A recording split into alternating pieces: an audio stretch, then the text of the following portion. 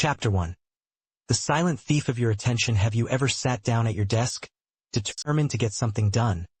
Maybe a report, an assignment, or even just reading a book, only to find yourself, minutes later, scrolling through your phone, checking emails, or staring blankly at the wall. Hours pass, and the work that should have taken 30 minutes stretches into an exhausting day of busyness without progress. Feels like your focus has been stolen, and in many ways it has. There is a thief in your life, not the kind who breaks down doors at midnight, but one far more dangerous because you don't see it coming. This thief doesn't take your wallet or your possessions. It takes something far more valuable, your attention. And without attention, your goals, your dreams, your future, they all remain out of reach. The first time I recognized this thief was during a conversation with a friend who, by all accounts, should have been thriving. He was smart, ambitious, and had every tool he needed to succeed. But he was stuck. Every time he tried to focus on a project, he ended up lost in distractions. "I don't know what's wrong with me," he admitted, his voice heavy with defeat. "I just can't stay focused." That sentence echoed in my mind. I just can't stay focused. It's not that he didn't care. It's not that he didn't want success. The truth is, he was battling an invisible enemy. A silent thief that lives in the glowing screens of our phones. The endless noise of notifications. The constant lure of just one more video. Think about it. The average person touches their phone 2,617 times per day. That's not an exaggeration. It's a studied fact. Every single buzz, ping, and pop-up notification slices your attention into smaller and smaller pieces until your mind forgets what stillness even feels like. And it's not just phones. It's the internet tabs you keep open, just in case. It's the chatter of coworkers. It's the invisible pressure of a society that demands you be available every second of every day. But here's the terrifying part. Over time, this thief doesn't just steal your focus for a few minutes. It rewires your brain. Neuroscientists have discovered that constant distraction reshapes the pathways of the mind, training it to crave interruption, to seek novelty instead of depth. The very organ designed to help you concentrate becomes addicted to fragmentation. And the cost? Immense. Lost focus means lost opportunities. The book you've been meaning to write remains blank. The business idea you had never gets built. The career advancement, the skill you wanted to learn, the healthier life you dreamed of living, fades because attention is the foundation of achievement.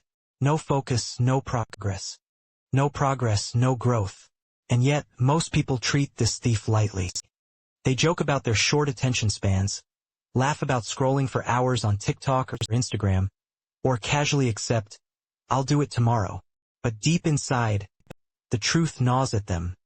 They are capable of more. Much more.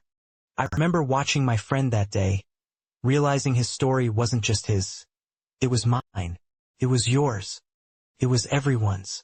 We are all under attack by a force we didn't choose. One designed to keep us scattered, shallow, and endlessly busy.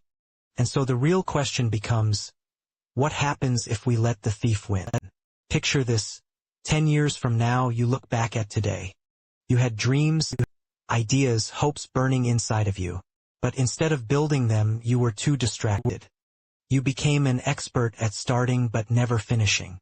You let focus slip through your fingers. That haunting image is the power of distraction. It robs not just minutes, but years. But here's the secret few realize. The thief doesn't have to win. Because the enemy is not stronger than you. The truth is, you were born with the ability to focus deeply. You've done it before. Think back to a time when hours flew by because you were immersed in something meaningful. That wasn't an accident. That was your natural ability. And if you can access it once, you can access it again. But before we learn to fight back, we must first face the battlefield honestly. We must admit how much of our lives we are surrendering. We must feel the weight of this loss, because only when the pain of staying the same becomes greater than the pain of change will transformation begin. As my friend sat across from me, I could see it in his eyes, that mixture of regret and longing. He knew he had wasted time, But he also knew he wanted to take it back. That spark, that hunger, was the beginning of something powerful. And that's the spark we all need. Because the first step to reclaiming your focus is this: awareness. Awareness that you are under attack. Awareness that your attention is not infinite, and that every distraction has a cost. Once you see the thief clearly, you can begin the fight. But fighting won't be easy, because the real battle isn't just with your phone, or your environment, or your busy schedule. The real battle is inside your own mind. And that's where our story continues. Chapter 2. The battle inside the mind. The real war for focus isn't fought on your desk, or in your phone, or even in the endless stream of notifications that light up your screen.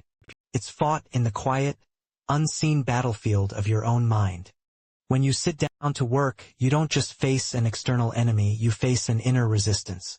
That little voice whispering, "Check your phone, just for a second," or "This feels too hard, let's do something easier," or the most dangerous of all, "I'll start tomorrow." We like to think distraction comes from outside, but the truth is more than settling. Distraction begins within. Our brains are ancient. They were designed for survival in a world of predators and scarcity, not for the modern age of abundance. Back then, being easily alert, scanning for novelty, constantly checking your surroundings, that kept you alive. If you missed a threat, you died. But now, that same instinct is hijacked by glowing screens, endless feeds, and infinite entertainment. What once kept us safe now keeps us restless. This is why your brain lights up with dopamine every time you open social media. Not because you care about every post, but because your mind craves novelty like a drug. Each swipe, each click, each ping feeds the craving. And like all addictions, the more you indulge, the harder it becomes to resist. This is the trap my friend had fallen into. Every time he tried to focus, his brain screamed for escape. Focus felt heavy, boring, painful. But distraction felt effortless, rewarding, sweet. And maybe you felt it too. That tug of war inside. The logical part of you that knows what you should be doing, and the impulsive part that wants the instant reward. It's like having two selves inside you.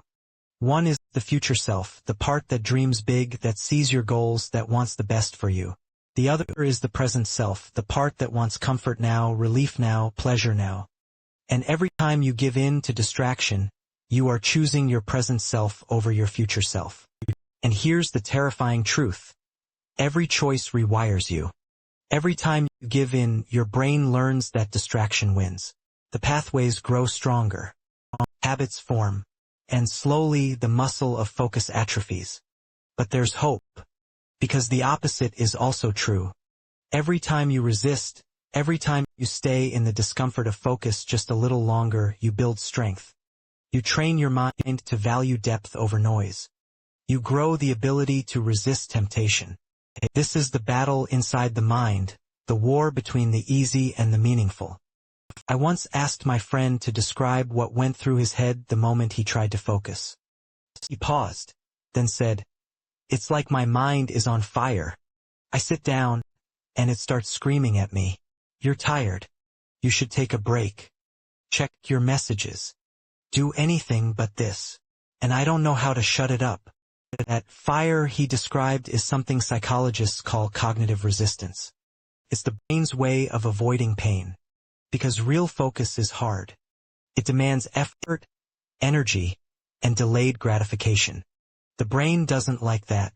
It prefers shortcuts, fast rewards, easy wins. So how do you fight this fire? The first step is to recognize it for what it is. Not weakness, not laziness, but wiring. Your brain isn't broken. It's simply doing what it's designed to do. But you are not your impulses. You are the one who chooses which voice to listen to. And the weapon that decides the battle is discipline. Not discipline in the harsh, joyless sense, but in the sense of training your mind the way an athlete trains their body. No athlete becomes strong by lifting once. They grow by resisting over and over until the muscles adapt. Focus works the same way. First, it feels impossible. Your mind screams, your attention runs, your body fidgets. But if you stay just 5 more minutes, you begin to build endurance. 5 minutes turns to 10. 10 turns to 30. Slowly, you reclaim territory stolen by distraction. And something extraordinary happens when you do.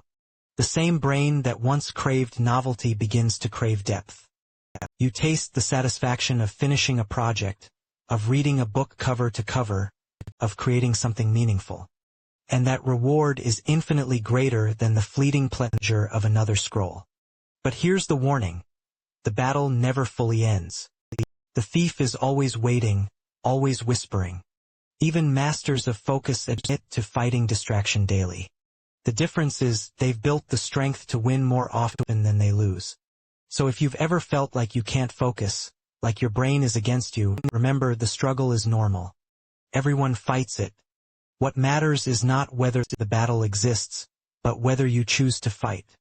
Because the moment you choose, you shift the balance.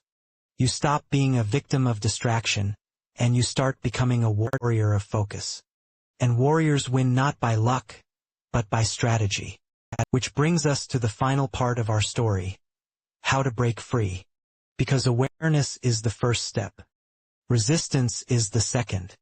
But victory, the kind of victory that transforms your life, comes only when you master the strategies that lock focus into your very way of living. And that's where we go next. Chapter 3. Breaking free, the path to deep focus. Imagine waking up tomorrow with absolute clarity. No endless scrolling, no wasted hours, no mental fog. You sit down to work, and within minutes you're locked in. Time melts away, and you're fully absorbed in what you're doing. Hours pass, and instead of exhaustion, you feel energized, fulfilled, alive. That is the life waiting for you when you master focus. And the truth is, it's not a gift for the lucky few. It's a skill, a muscle, something you can train. But like any transformation, it requires not just desire, but action. Real change begins with small, deliberate steps that rewire your brain and reclaim your attention from the thief that has held it hostage for too long. Let's walk through that path together. Step 1. Guard your environment. You cannot expect to win the war for focus if you fight it in a battlefield filled with traps. If your desk is covered in clutter, if your phone is buzzing beside you, if your browser has 10 tabs open, you've already lost. Environment shapes behavior. If distraction is within reach, distraction will win. The solution is brutal in its simplicity. Remove the cues. Put your phone in another room. Use website blockers. Declutter your workspace. When you reduce friction, you reduce temptation. My friend, the one who once couldn't sit still for 5 minutes, began with this single change. He locked his phone in a drawer during work hours. The first day felt unbearable. He reached for it every few minutes, only to find it gone. But after a week, he noticed something strange. His mind grew quieter. The cravings dulled. And in that silence, focus returned. Sometimes victory is less about strength and more about design. Build an environment where focus becomes the default, and half the battle is won. Step 2. Train your focus muscle. Focus is not a switch you flip. It's a muscle you train. And like any muscle, it strengthens with resistance. Start small. Tell yourself, I will focus for just 10 minutes. No phone, no distractions, just pure effort. When the 10 minutes are up, take a short break, then do it again. This method, known as the Pomodoro technique, works because it breaks the overwhelming idea of hours of work into small, winnable battles.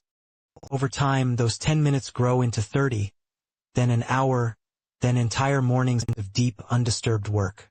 My friend laughed when I suggested this. 10 minutes? That's nothing. But after trying it, he realized 10 minutes of real focus produced more progress than hours of half-distracted effort. The key wasn't time, it was depth. The more you practice, the more your brain adapts. And soon, what once felt like climbing a mountain becomes second nature. Step 3. Reclaim your energy. Focus doesn't exist in a vacuum. It feeds on energy, physical, mental, emotional. If you neglect your body, your mind will pay the price. Sleep, nutrition, and movement are not luxuries. They are non-negotiable tools of focus. Try pulling an all-nighter and see how sharp your attention is the next day. It won't be. Your brain is a biological machine, and like any machine, it needs fuel and rest to perform. So prioritize sleep. Eat real food. Move daily. Even a 15-minute walk can clear mental fog and sharpen focus. When my friend started exercising regularly, he discovered something unexpected. His cravings for distraction weakened. His body, energized and strong, fed his mind with the stamina to stay present. It wasn't magic, it was biology. Step 4. Master the inner dialogue. Perhaps the most powerful shift in reclaiming focus is changing the way you talk to yourself. When distraction calls, most people shame themselves. I'm weak. I have no discipline. I'll never change. But shame fuels the cycle. It makes you seek comfort, which leads back to distraction. Instead, approach it like training. When your mind wanders, don't punish yourself. Gently bring it back. Every redirection is a rep in the gym of focus. And every rep makes you stronger. Athletes don't quit when they miss a shot. Musicians don't give up when they play a wrong note. They adjust and keep going. Focus works the same way. You are not failing when you get distracted. You are training every time you return. Step 5. Anchor to a deeper why. Finally, the most important truth. Focus is not about discipline alone. It's about meaning. If your work feels pointless, no strategy will save you. But if your work connects to something bigger, a mission, a purpose, a vision for your future, you will find strength you didn't know you had. Ask yourself, why does this matter? Who am I doing this for? What future am I building when I resist distraction? My friend's turning point came when he realized every time he gave in to distraction, he wasn't just wasting time. He was betraying his future self. The version of him who wanted to start a business, to make a difference, to live fully, that self depended on his choices today. And once he anchored his focus to that why, everything changed. The path to deep focus is not about perfection. It's about persistence. It's about winning enough battles that, over time, you win the war. Because here's the truth. Focus is freedom. Freedom to create. Freedom to grow. Freedom to live a life that is not scattered, but whole. So ask yourself, what will you choose? Will you let the silent thief of distraction continue to steal your life? Or will you take it back? Minute by minute, choice by choice, till focus is no longer a struggle but your superpower? The future is waiting. But it won't wait forever. The time to reclaim your focus is now.